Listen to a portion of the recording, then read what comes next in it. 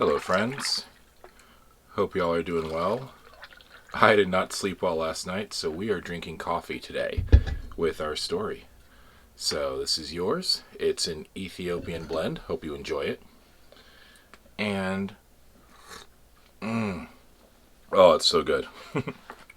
Alright, so our story today. Wow, I'm so awkward right now. Alright. Our story today is called Spindle, Shuttle, and Needle. And just a reminder, these are Grimm's fairy tales. They are not always kid-friendly. Once upon a time, there was a girl whose mother and father died when she was still a small child.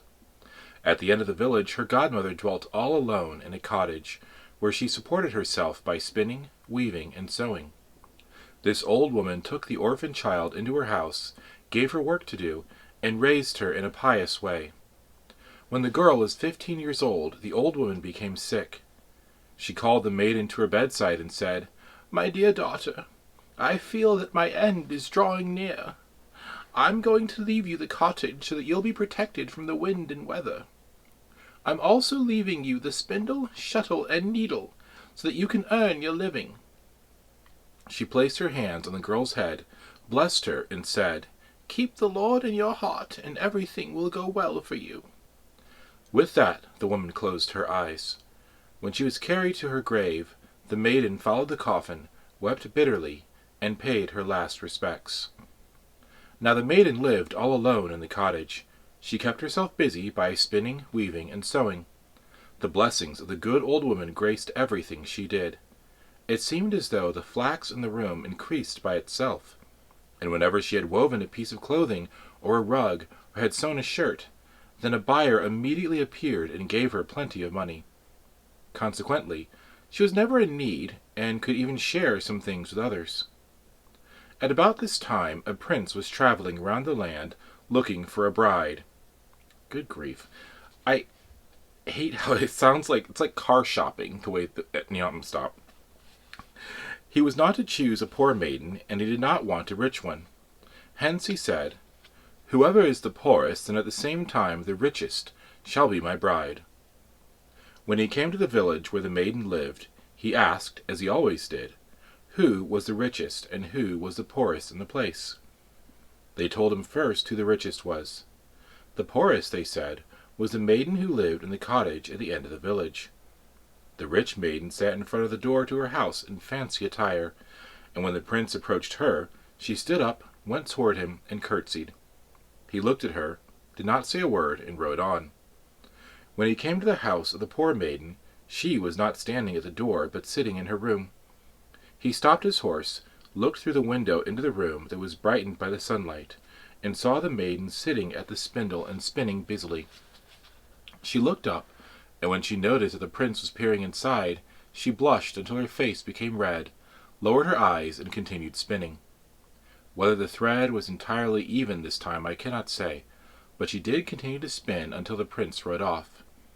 Then she went to the window, opened it, and said, "Oh, it's so hot in the room."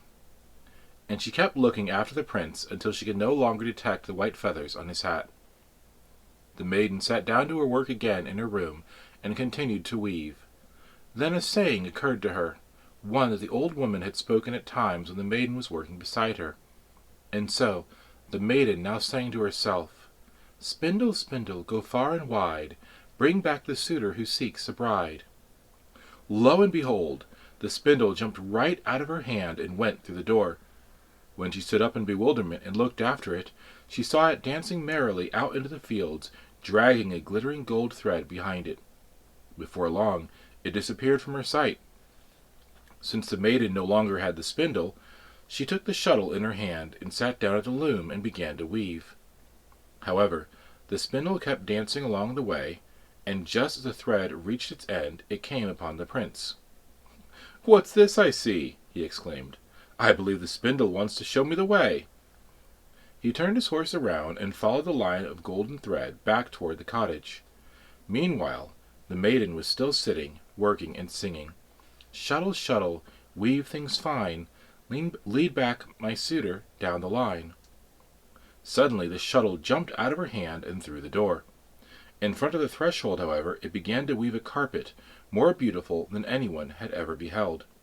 Roses and lilies blossomed on both sides, and in the middle, upon a golden ground, shoots of tall green grass arose, and hares and rabbits hopped about in their midst, while stags and deer poked their heads into the scene. Brightly colored birds sat high up in the branches. If they had begun singing, the picture would have been complete. The shuttle jumped back and forth, and it was as though everything grew by itself. Since the shuttle had run away, the maiden sat down to sew. She held the needle in her hand and sang, "Needle, needle, so sharp and fine, get the house ready for my suitor on time." Then the needle jumped from her fingers and flew back and forth in the room as quick as lightning. It was as if invisible spirits were working. Soon the table and benches were covered with green cloth, the chairs with velvet, and the walls with silk curtains. Barely had the needle finished its last stitch when the maiden saw the 3 white feathers from the prince's hat through the window. The spindle had brought him there with a golden thread. So he dismounted and stepped across the carpet into the house. As he entered the room, the maiden stood there in her pitiful dress, yet she sparkled in it like a rose on a bush. "You are the poorest and also the richest," he said to her. "Come with me. You shall be my bride." What if she had said no? Never mind, I'm sorry. I can't focus today. She did not speak, but she extended her hand to him. Then he gave her a kiss, led her outside, lifted her on his horse, and brought her to the royal castle, where the wedding was celebrated with great rejoicing. The spindle, shuttle, and needle were preserved in the treasure chamber and were treated with great honor. The end. Sorry for the commentary. I get distracted thinking about how these stories would play out in our time. Let me know what you think. I mean, they're definitely fun to read, but it's also kind of very telling of the times in which they were written. Anyway, friends, for now, it is time for your next adventure. It's good to see you guys again. Cheers.